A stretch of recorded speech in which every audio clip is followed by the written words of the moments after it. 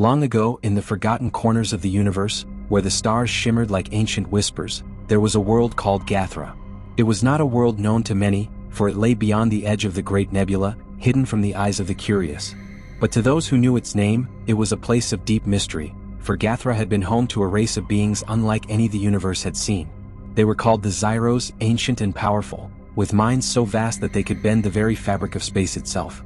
The Zyros were a quiet race, living in silence for eons, until one fateful day when their peace was shattered by a strange, unknown force. The stars above Gathra flickered strangely, and the once clear skies were filled with cosmic storms. The Zyros, in their endless knowledge, realized they had made a grave mistake. They had created something beyond their control. And in that creation, they had unknowingly planted the seeds of their own downfall.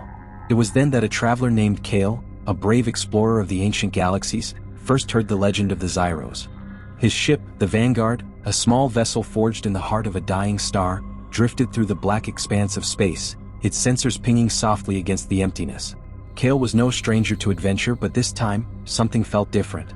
His search was not for treasure or knowledge, but for something deeper. He had learned, through the whispers of ancient texts and forgotten voices, of a race who had created life itself, life that was meant for war. The Zyros did not create life to explore the stars, the old records had told him. They created it to fight the battles of the universe for them. And so, Kale set his course toward the darkened heart of the nebula, seeking answers, seeking the truth about the humans who walked the galaxy without knowing their true origins.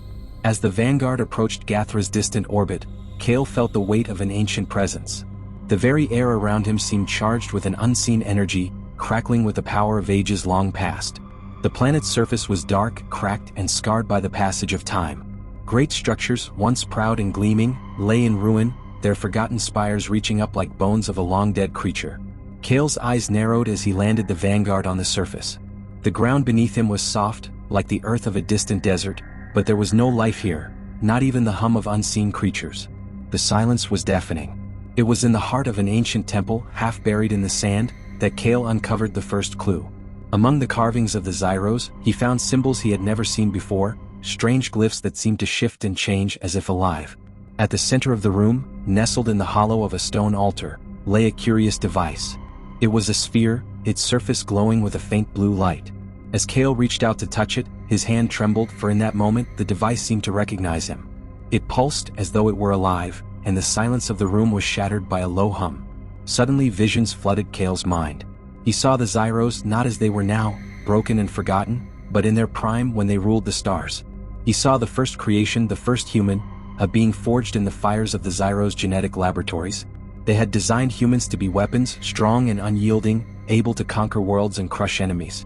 But something had gone wrong. The Zyros had not anticipated the spark of free will that bloomed within the first humans. They had not accounted for the longing to explore, to grow, to love, and to dream. But that spark was not enough to stop the war they had been born into. The Zyros sent their creations into battle across the stars, unleashing them on distant civilizations. And for a time it seemed they had won. The humans became the soldiers of the galaxy, their existence bound to the will of the Zyros. But there was a price. Kale stumbled back, his breath shallow as the visions faded. The truth had been laid bare before him. Humans were not born to be explorers, to seek peace, or to create.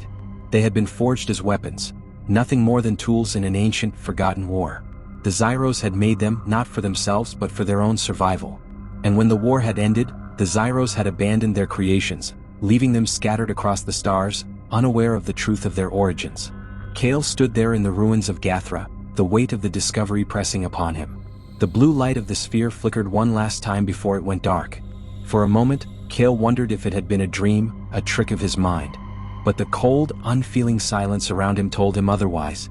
He had to return to the stars. He had to find the others, the lost humans who still wandered the galaxies, unaware of the truth. And he had to ask the most important question of all. Could they ever escape the legacy of being weapons?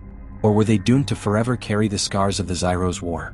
As Kale made his way back to the Vanguard, the winds of Gathra howled softly around him. It was then that he heard a distant, echoing voice, one that seemed to come from the very stars themselves. Find the others. The truth is waiting. And with that, Kale knew that the journey had only just begun. For the universe was vast, and its mysteries were endless. Hey there. If you're enjoying the story so far, don't forget to hit that subscribe button and turn on notifications so you don't miss any of our exciting adventures.